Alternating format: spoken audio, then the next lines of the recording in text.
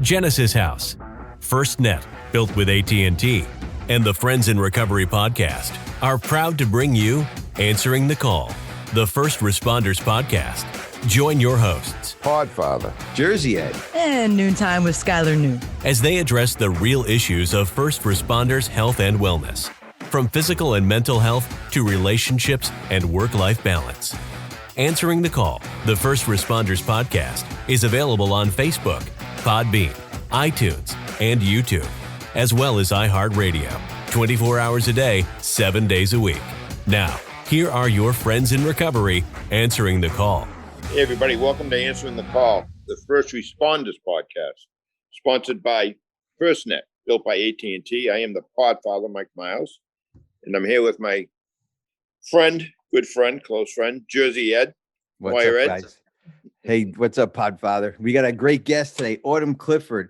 We're going to bring her on in a minute. We had a great kind of little talk with her beforehand. We should have recorded that, Podfather, but that little thing that we did beforehand. But we'll bring her on in a minute. But Podfather, how you been?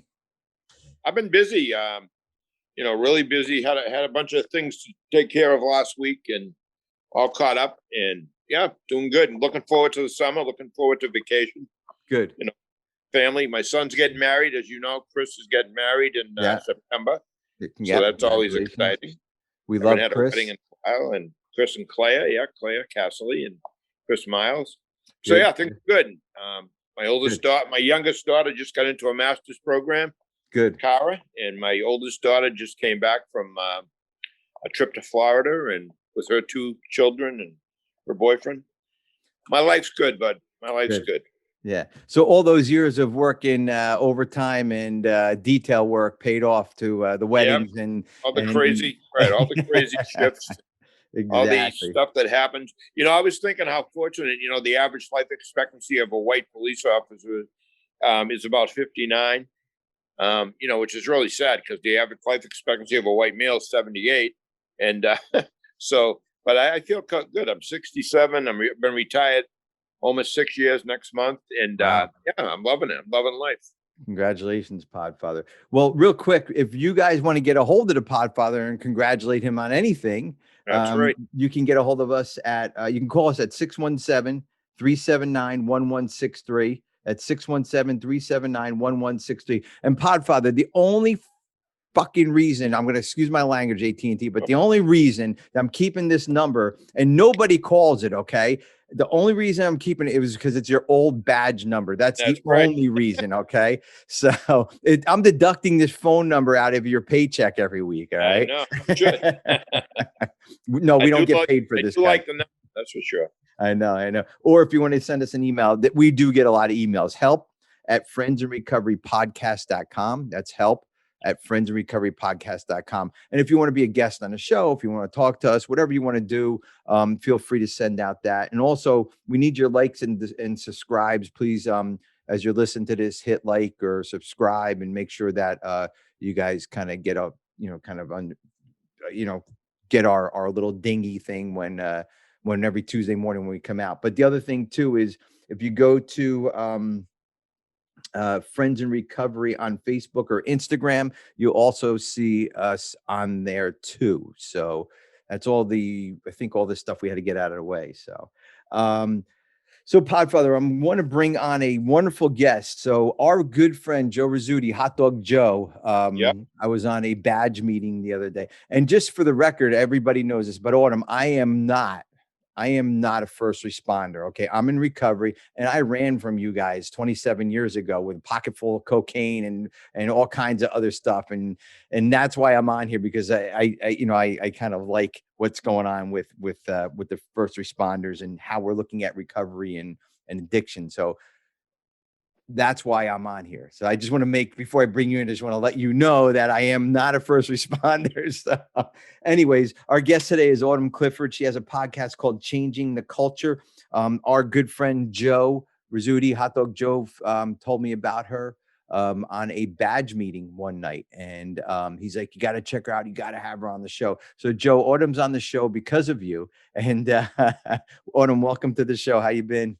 Thank you so much for having me. And thank you, Joe, for getting me on here. I really appreciate that. Shout out to Joe. Good old Joe, Man, good old Joe's hot dog great. Joe. So if you don't know hot dog Joe, will you explain hot dog Joe to why he's hot dog Joe, Mike? So Joe's a retired police officer, great cop, just a really, really warm guy, but a tough guy. You can tell by his demeanor. He's someone who's been a scrapper. But so what he did when he retired, he wrote a book, and he has a hot dog cart with an umbrella. He makes hot dogs and Italian sausages with peppers and onions. And he comes to Lowell, and he sets up in a very busy area, an industrial park. And he's got a lot of followers. Everybody wants a hot dog or a sandwich. Yeah. So I go visit him. We smoke cigars. I eat all his food. We have a lot of fun. But more importantly, Joe's got the biggest heart. He's always helping someone. If I had a quarter for every message I got from Joe, can you help this guy? Can you talk to this girl? This one's looking to do this. This one needs internship, whatever. He's always got about 5 or 6 people he's helping out. I don't know where he gets all his energy. I love him. I know. We love him. Yes, we do. Absolutely. So that's hot dog Joe. But now we have Autumn Clifford on our show. And Autumn, she is the queen of breakthroughs. I'm just reading this from your bio. And she's dedicated her life changing the culture for first responders.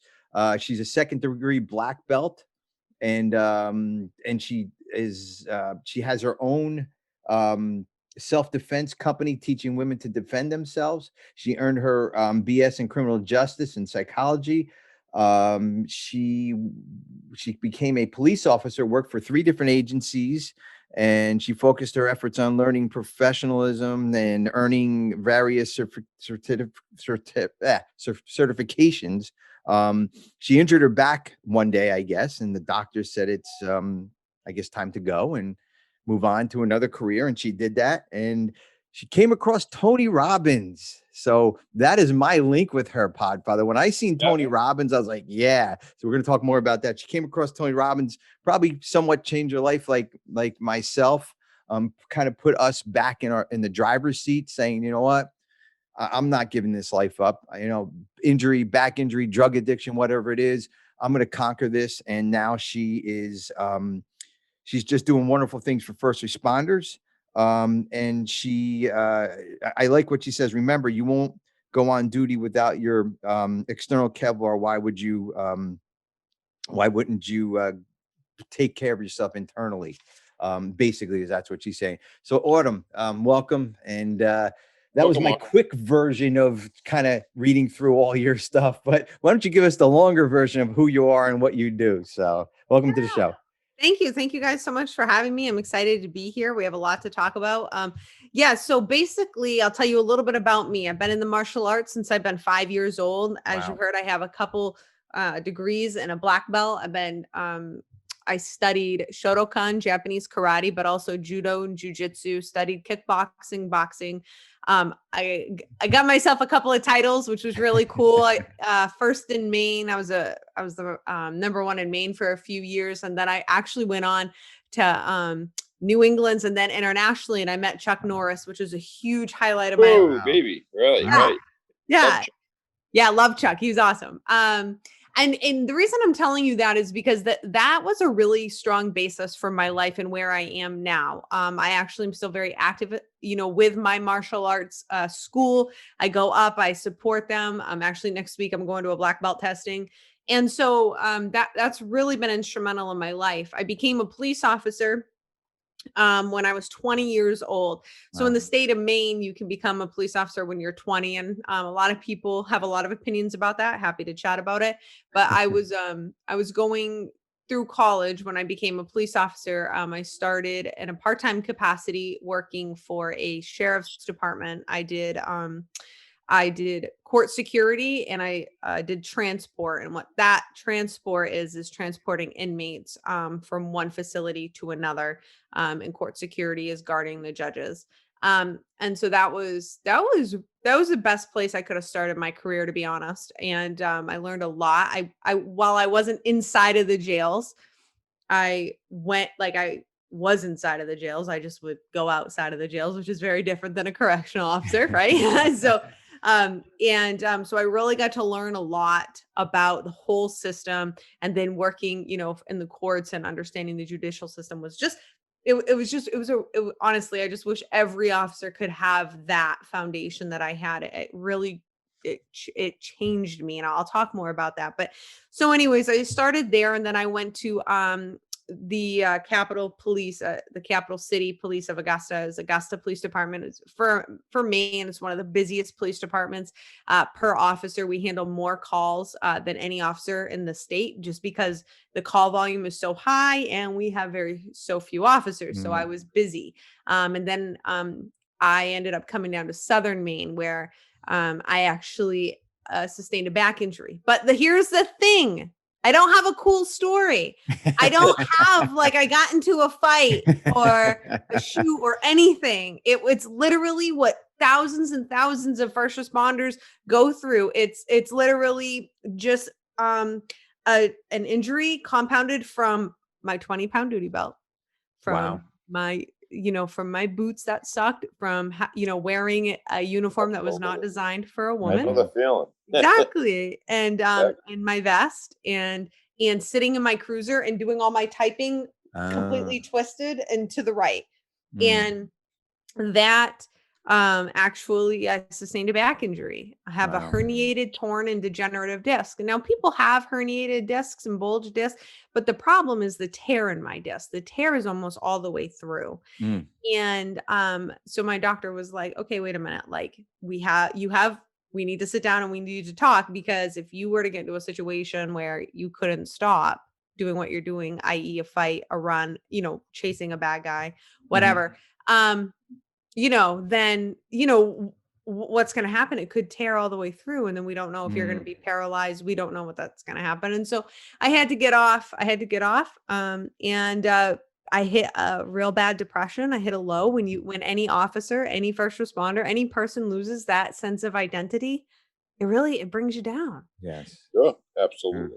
Yeah. And that's what we see in Genesis House a lot, is that, first of all, substance abuse. And I know you're not substance abuse, but substance abuse is a perfect example of that. Take away their gun and their badge, and they take away their life to go into treatment. And it's a lot of things. And I'm sure you had a hard time probably saying, well, I can live being paralyzed. Maybe I can't live without my badge and my gun. I'm sure that crossed your mind, and again, that, the officers who we helped down at Genesis House, but you have to make the right decision for yourself. And it sounds like you did. Yeah. Thank you. Yeah. And it was a difficult decision. They stuck me in dispatch, and any first responder listening to this knows that if you're a cop, you do the last fucking thing you want to do. Right. It's good. Is work in dispatch, right? It's the last thing we want to do. And so they stuck me in dispatch, and I couldn't last there. And so here's the long and the short, right? I hit a deep depression. I got diagnosed with PTSD and an anxiety disorder. I could not go out to eat. I could not even drive through a city, without having just awful panic attack. My throat would close up, my hands would get clammy. I couldn't think. I felt like there was lights. I felt like I was in a spaceship. Absolutely. Yeah. Yep. Couldn't think. Yeah. Exactly. Awful. And there was even getting done the job, it amplified actually. And nothing was helping me. And so I became couch ridden after my injury for 6 months, and everything just seemed to go like this, boom, just on my chest, and everything just seemed to go to shit. And so then I said, that's when I discovered Tony Robbins. That's when I found Tony, and Tony got me off the couch and was like, what are you doing? Yeah. And have you attended any of his, have you been to UPW or anything? So I haven't been to UPW. What I have is in Boston. I don't know if you guys were around for this, but he came down and spoke with Tom Brady and Edelman. I don't remember that. And I drove down and I spent the whole day. And the minute he came out, I was like a wimpy girl and cried my eyes out. And I don't even know why, but it was just, he's so much bigger than life, when he's in person. And it was very life-changing. Yeah. I did Life Mastery business mastery and UPW. just both amazing. I mean, completely changed my life. And Podfather knows, completely changed who I am, what I do. I'm actually a life coach now on top of everything because of this change in my life. And I get it. I understand him. I was like a crying little boy when I went to see him. So it's just, it's just amazing, like what you can do with yourself if you put your mind to it and you get all the negative bullshit out of your head. That's what, and I applaud you for that, getting off that couch and saying, you know what, I'm going to do whatever I can. I'm back and ain't going to stop me. Congrats. That is great. I love hearing stories like that. Thank you. I appreciate that. Yeah. Podfather. Yeah. I'm sorry. Yeah. Did you have a question? Nope.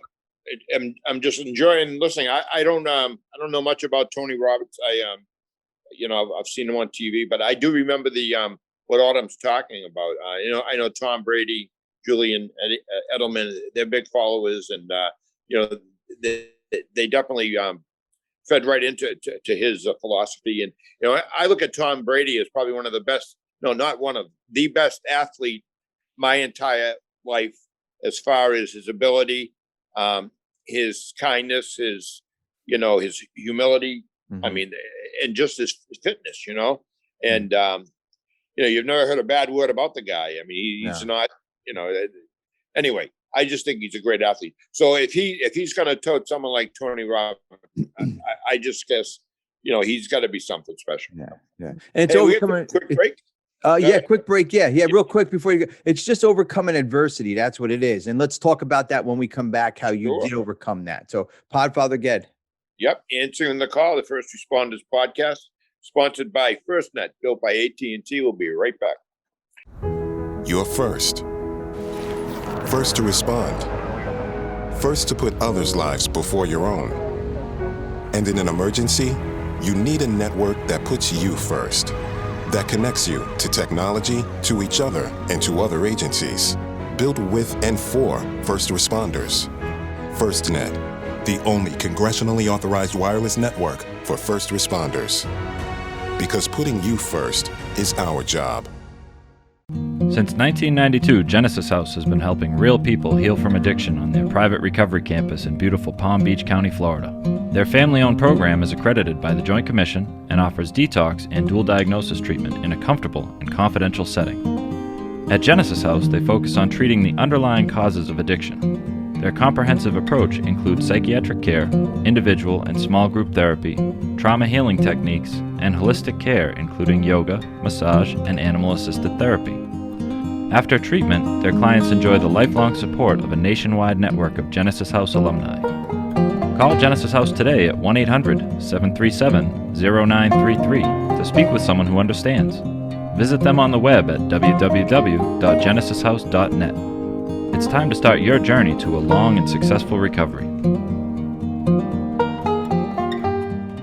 Hey everybody, welcome back. Answering the call, the First Responders podcast, sponsored by FirstNet, built by AT&T. I am the Podfather, Mike Miles, here with Jersey Ed and Autumn. Clifford. Hey, Autumn, how you doing? I'm good. How are you? Good. I'm doing well. So it's good having you on. And tell us what you're doing currently now. Yeah. Now that you're retired. Yeah, go ahead. Yeah. So no, thank you for asking. So basically, here's what I'm doing is, so I technically had to medically retire, but here's what happened is police chief, he in a small, like literally 3-officer PD calls me up and says, "Hey, you don't want to get rid of your credentials, do you?" And I said, "No, because in Maine, you have to go to a 6-month live-in academy." So I'm like, I really don't want to get rid of it. He goes, "Perfect. I need somebody to do some community like policing, overlook the neighborhood watch. Can you do that? And you can maintain, your credentials. I can be a police officer." And I'm like, yeah. So basically, I'm not out there doing patrol or anything, but I'm still considered a police officer in Maine. I just work in a part-time capacity. So that's really cool. But what I'm doing is, so I started my own company and I'm actually coaching. I've been coaching first responders. I've been coaching for 6 years. I focus solely on first responders for the last 3. And based on my experience, based on when I was a cop and all the bullshit that I saw that we'd pull up car to car. And I mean, these officers who were just giving so much of themselves, their whole lives were crumbling right before their eyes. Sure. And, basically it's all about mindset. So I pride myself in being a mindset expert, because what I do with my clients and what I do with first responders is I simply help them change their perspective. We can change your thoughts, right? We change our lives. So that's a lot of what I do. I'm on Instagram. You can find me at Officer Autumn. I run a podcast called Changing the Culture. We've reached thousands and thousands of people across the world with that, and just trying to save lives and change lives, just like you guys. That's wonderful. This podcast, specifically this podcast, is about helping first responders, more with the mental health aspect of the job, post-traumatic stress, depression, anxiety. Earlier you talked about anxiety, and boy, I used to have major panic attacks back in the 80s when I first got sober, and I can relate. It's like one of the scariest things. It's so hard to describe what they are, because you can have one and then have another one and then have a third one all within 2 or 3 hours. And it's like a brand new one. It's like a brand new surprise every time they come. And it's just so mind altering, life changing. It's horrible, So I really applaud you to be there, because when I first started getting well and helping people, there weren't a lot of people out there, qualified or definitely with the experience, because cops only trust cops. Firemen only trust firemen. It's just the way it is, So it's really good to have somebody, that to talk to somebody that's doing exactly what police officers need, because no cop I know is going to go see a regular therapist or a counselor, with their problems, especially if they have a firearm. They don't want to talk about their problems because they don't want to lose their job, and it is the most stressful job there is. Police and corrections, they are the highest rated stressful jobs, and you're aware of that, of course. Yeah, absolutely. And my big thing is the suicide epidemic that we are facing in law enforcement and across the board for our first responders. Sure. I mean, firefighters are definitely high. And what's sad is corrections officers are right up there, but they go very unreported. Yeah, absolutely. And what's really, what you just said is so true. More cops take their own lives than are killed every year.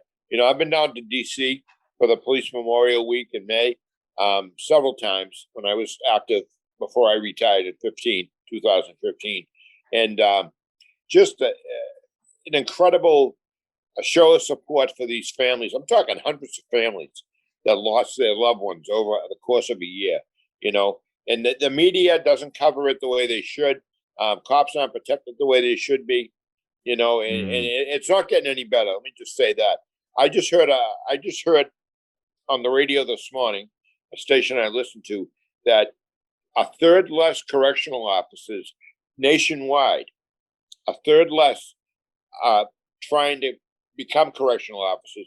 So in other words, if there was 1,000 people that took out applications or tried to become a correctional officer last year, right now, only 700 are looking to become correctional officers. And so they have a smaller pool every year.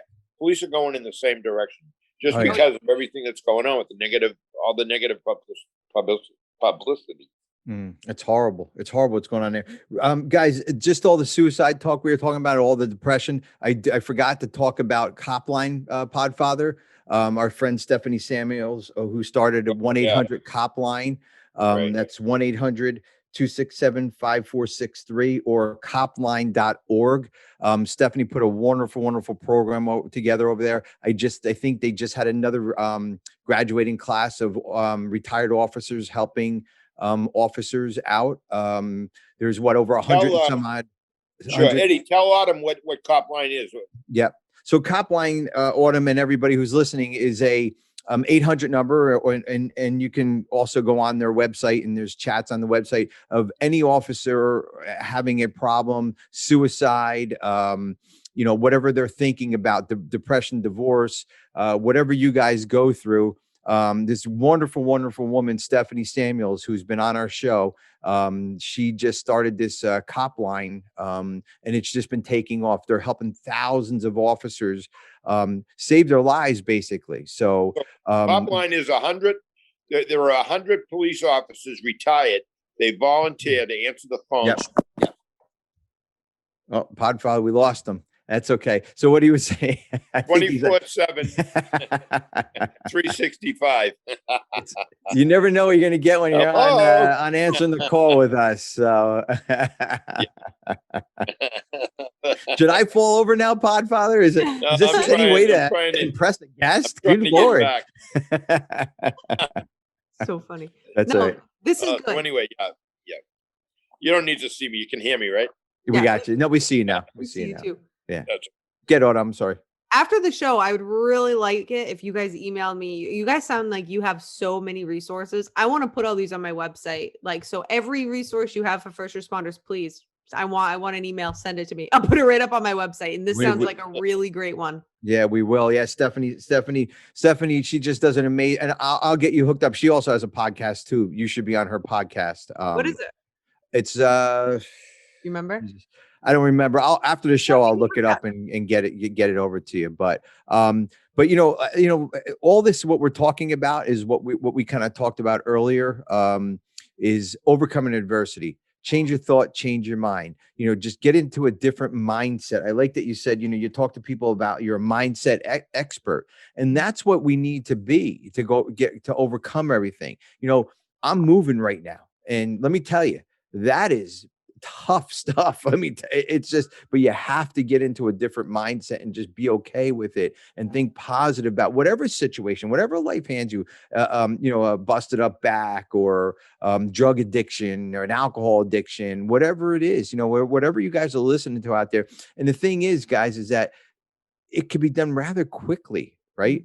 Right, Autumn? I mean, rather quickly, you can, in probably minutes, you can change your mind. Absolutely. And your feelings. So absolutely. And so just really quickly, I'll just take you guys through a little bit of a process that I go through and I teach my clients. So first, here's what I just want to say is the biggest thing that runs us is fear. Okay. So fear runs us, and especially when we're first responders, okay, because that's what we kind of train into that. Like, okay, so, we're going into the fire, we're going into the gunfire, we're going into the whatever it is, right? And so it doesn't, even though we're trained to go into it, doesn't mean it's a little not scary. It is it ends up being scary, usually it's after we go and deal with it, we feel those feelings, right? So everybody feels fear. And what happens is the fear kind of creates like this big, like monster. If we don't face it, and if you can't see me right now, I'm going to try to describe what I'm doing with my body. But like fear is this thing where if we keep looking away from it, it's in the back of our head and it'll get bigger and bigger and bigger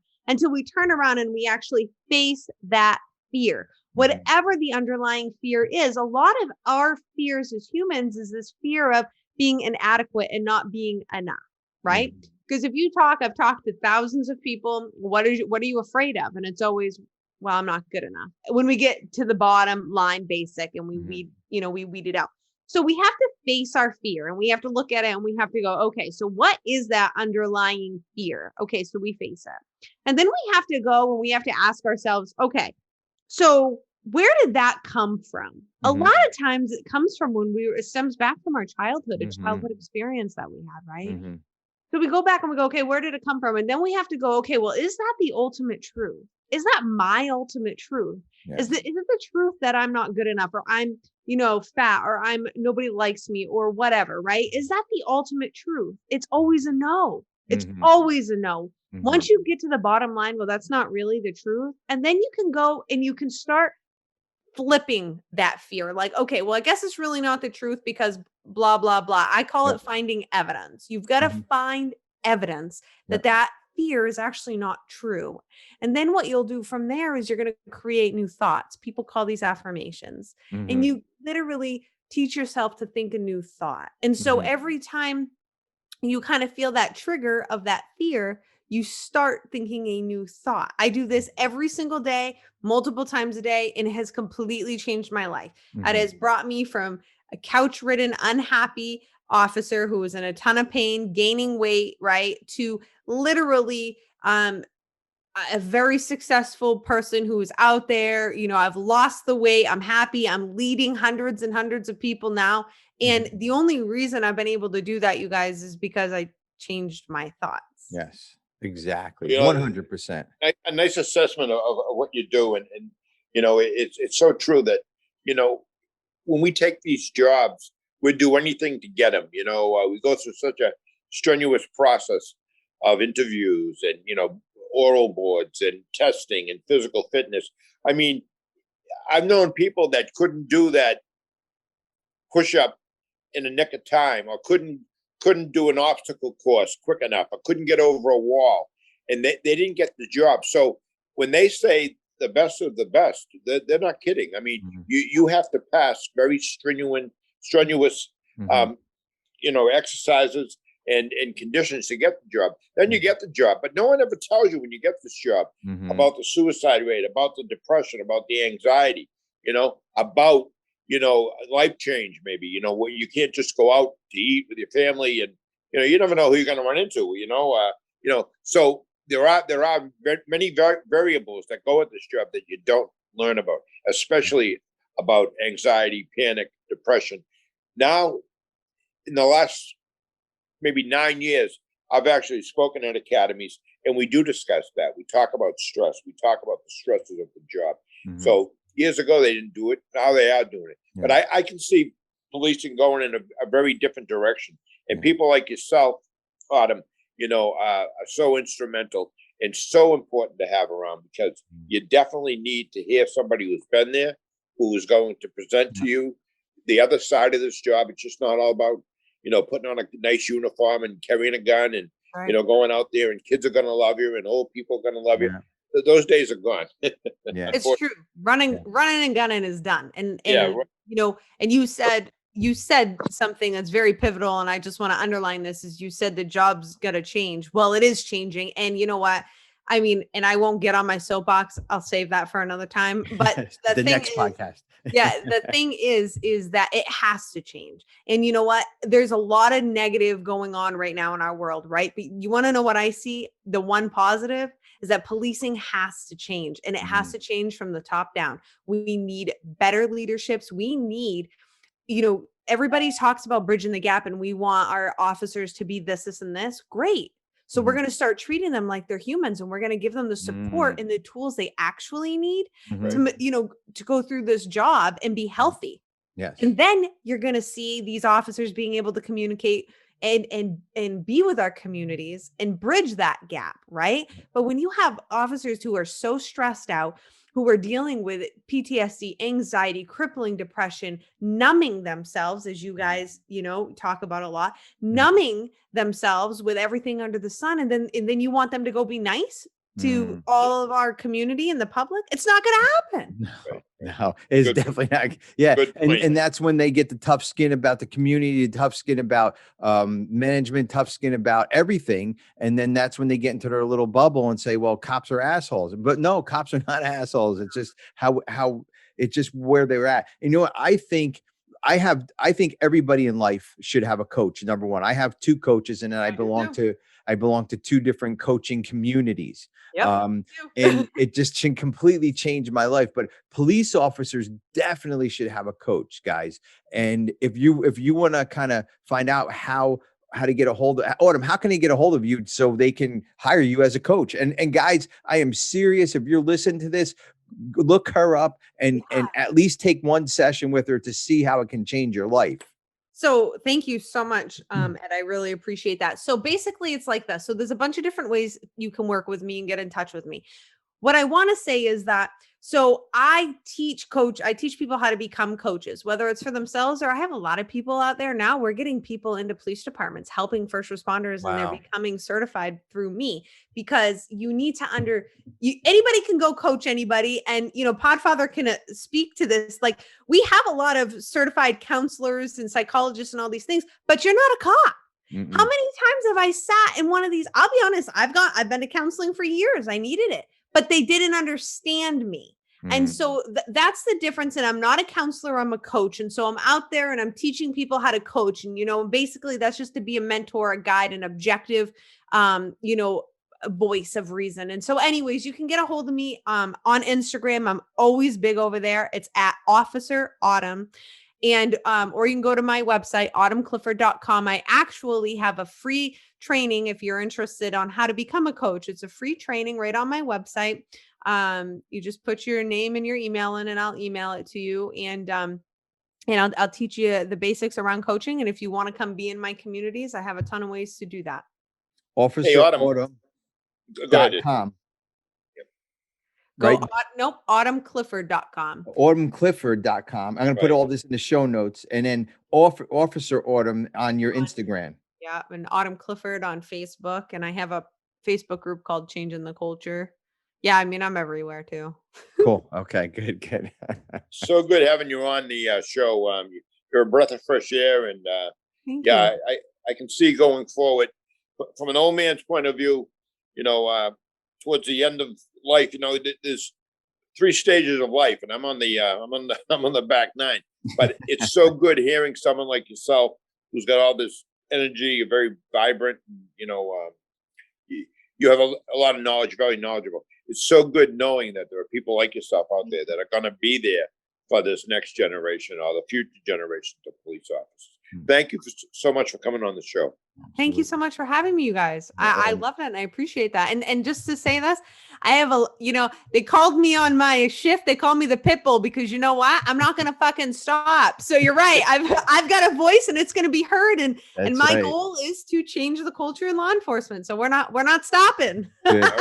Well, you have people like Podfather, blazing the trail where there's no trail. And then, now you have people like you coming in and really fine tuning that trail and making sure that trail stays and becomes a hard road that these guys can get what they need out of life. And again, it's just, you're right. It has to change because first of all, what's going on in this world, and I'll end with this and we'll move on, but what's going on in this world, nobody wants to be a cop. Number one, that's number one. Number two, the cops that we have they're just barely hanging on, because they don't want to even be there. So we have to train these guys and make them mentally, physically, spiritually, and kind of good to go, and that's how we do it through people like Autumn, through people like the Podfather who still sees cops. I mean, I send him cops all the time. He has a bunch of cops that come from Genesis House that he sees. So, and firefighters and all that. So I'd like to thank both of you guys for all the service that you've done, all the things that you did to improve this world and the community. That I really appreciate. So, and I mean it bottom of my heart. It's a pleasure. And Ed, you like you said in the beginning, you're not a first responder, but regardless, you've helped so many people I know, people near and dear to me, close friends, people I love, so you're very instrumental. And if I need anyone to help me, you're the one. You know that. I'm probably a pain in the ass. No. Good Lord. So hey, Autumn, thanks so much for coming on. Yeah. Thank you guys for having me. We'll talk to you again. Yep. Absolutely. Thank you. Thank you guys. And so Ed. Oh, good. Yeah. Oh, good. You have something to get? No. Okay. She's good. Get Podfather. All right. No, I just want to say it was a good show. Good guest. Again, you always get these guests that come out of nowhere and they turn out to be awesome. Great job. Absolutely. Well, thanks, Podfather. Good show. And we got another one in the books. And I'll talk to you in a bit. Absolutely. All right, my friend. Will you guys send me? Will you do me a favor? Will you send me? I want to have all of I need, you guys have so many connections. I don't have these. Oh, yeah. Send me your resources. And Podfather, if you are taking people, then just give me the information. I want to put that up there because people ask me all the time, do you have a psychologist? Do you have somebody I could send people to? And I'm like, sure. Absolutely. Yep. We'll talk after. Make sure you get all my numbers. Yeah. We'll talk after the show. Okay. Podfather, you want to take us out? Answering the Call, First Responders Podcast. Sponsored by FirstNet. Sponsored by FirstNet, built by AT&T. Stay safe, everybody. Stay safe. That concludes this episode of Answering the Call, the First Responders Podcast. Thanks to Genesis House, FirstNet, built with AT&T, for supporting those on the path to recovery and keeping this valuable resource free for all our friends in recovery. Follow us on Facebook for past shows and updates, and enjoy free access to twice daily support meetings. Brought to you by Genesis House and the Friends in Recovery. If you can't get enough of Mike, the Podfather, Jersey Ed, and Skylar, you can catch them on Friends in Recovery, the Addiction Recovery Podcast. Available on Facebook, Podbean, iTunes, YouTube, iHeartRadio, and GenesisHouse.net.